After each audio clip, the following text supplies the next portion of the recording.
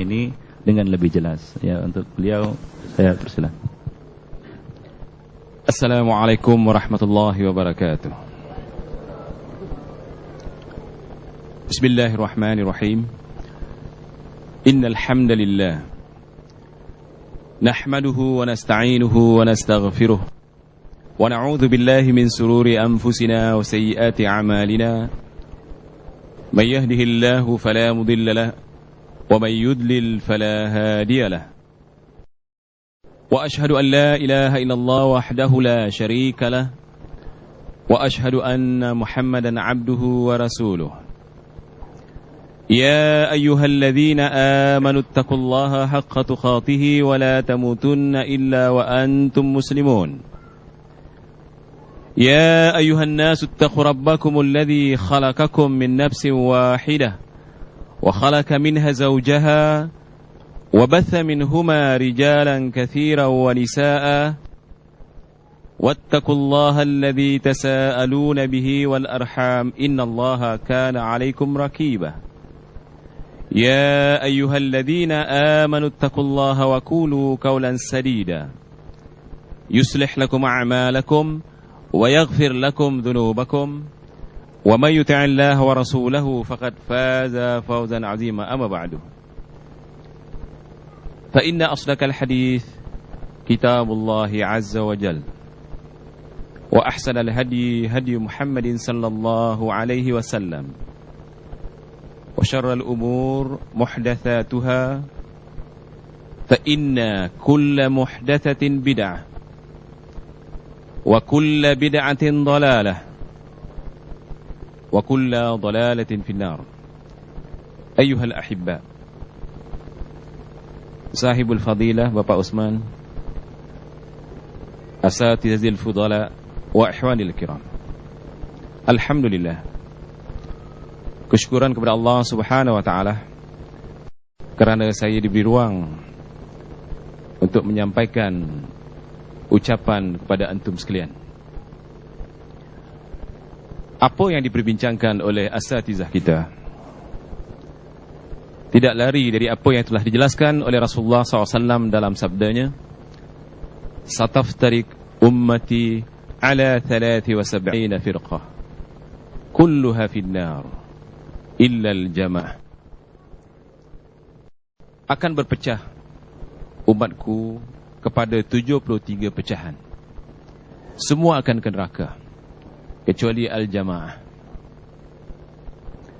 Di hadis yang lain, di jarul yang lain, Rasulullah SAW menjelaskan, illa ma ana alaihi al-yawm wa ashabi, kecuali orang seperti aku sekarang dan para sahabatku. Jadi yang akan selamat, tidak akan terjerumus ke dalam neraka adalah jamaah. Siapa mereka ini jamaah? Siapa yang dikatakan jamaah? Semua orang boleh mengatakan sekarang jamaah. Syiah mengatakan mereka ahli sunnah wal jamaah. Mu'tazilah mengatakan ahli sunnah wal jamaah. Qadariyah mengatakan ahli sunnah wal jamaah. Tijaniyah mengatakan ahli sunnah wal jamaah. Firaq-firaq yang dhalah, mereka mengatakan juga ahli sunnah wal jamaah. Tetapi di antara mereka yang mengaku ahli sunnah wal jamaah yang paling benar, yang kembali kepada manhaj Rabbani, yang kembali kepada manhaj Nabawi, yang dikatakan sekarang, yang dikenali sekarang dengan manhaj Salafi. Minggu lepas saya membaca satu akhbar di Malaysia. Mereka menuduh orang-orang Salafi ini adalah golongan pengganas, teroris. Mereka menuduh dengan pengakuan-pengakuan mujahidin yang ada di Afghanistan. Mereka menuduh dengan pengakuan mujahidin yang ada di negeri-negeri Arab. Ini bukan hujjah, ini bukan dalil. Seseorang boleh mengaku sebagai ahli sunnah wal jamaah, kemudian kembali kepada manhaj salaf, bila mereka mengetahui, mengenali manhaj salaf. Sebelum memperkatakan manhaj salaf, kita tolak tuduhan-tuduhan mereka yang mengatakan bahawa orang-orang salaf ini teroris. Kita yang mengaku sebagai ahli sunnah wal jamaah, ahl tentulah keluarga. Sunnah itu sunnah nabawi. Jamaah yang dikatakan oleh Rasulullah SAW, yakni jamaah Rasulullah SAW. Tentulah jamaah Rasulullah SAW mencintai Rasulullah dan beriman bahawa Nabi Muhammad SAW sebagai Nabi kita. Menolaknya kafir, apalagi menuduhnya sebagai teroris. Berjaga-jaga antum sekalian, awas orang yang menuduh Salafi sebagai teroris, mereka boleh jatuh kepada hukum kafir. Kenapa? Kerana Rasulullah SAW mengaku dirinya sebagai Salafi. Yang mana kata Rasulullah SAW, fa innahu ni'mas salafi ana laki. Hadis ini diriwayatkan oleh Bukhari dan Muslim di dalam bab Fadailus Sahabah. Jika mereka mengatakan bahawa Salafi itu pengganas, Salafi itu teroris, bagaimana Rasulullah yang mengaku dirinya sebagai Salafi? Maka mereka yang mengatakan bahawa Salafi ini pengganas, teroris, tentu tidak secara langsung menuduh Rasulullah sebagai pengganas. Bagaimana Rasulullah SAW boleh dituduh sebagai pengganas, sedangkan baginda beliau rahmatan lil alamin. Inna arsalnaka rahmatan lil alamin. Allah menjelaskan di dalam Al-Quran bahwasanya, katanya, aku mengutus engkau ya Muhammad sebagai rahmah lil alamin. Ada mereka yang mengatakan, yang tidak kenal Salafi, mengatakan Salafi ini Ustaz,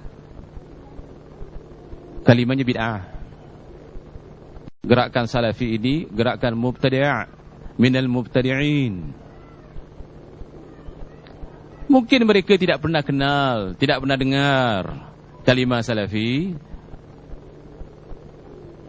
Kerana kalau kita kembali kepada sejarah 500 tahun Islam masuk ke Nusantara,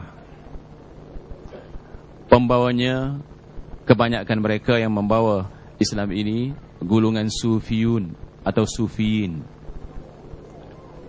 Yang kedua, golongan tujar, golongan pedagang, peniaga, kata orang Malaysia. Yang golongan yang kedua, tujar, juga masih ada kaitan dengan golongan salaf. Maaf, dengan sufi, golongan sufi, tarekat sufiyah.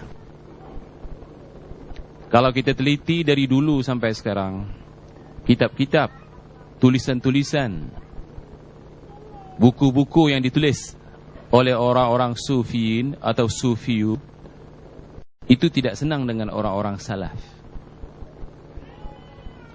Kerana orang-orang sufi, kebanyakan mereka mengambil hujjah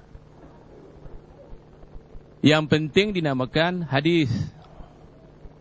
Tidak kira hadis itu sahih ataupun maudhu' ataupun dhaif ataupun la asla lahu. Orang-orang sufi kebanyakannya mereka mengambil hujjah selain daripada Al-Quran, selain daripada hadis-hadis yang sahih, diambil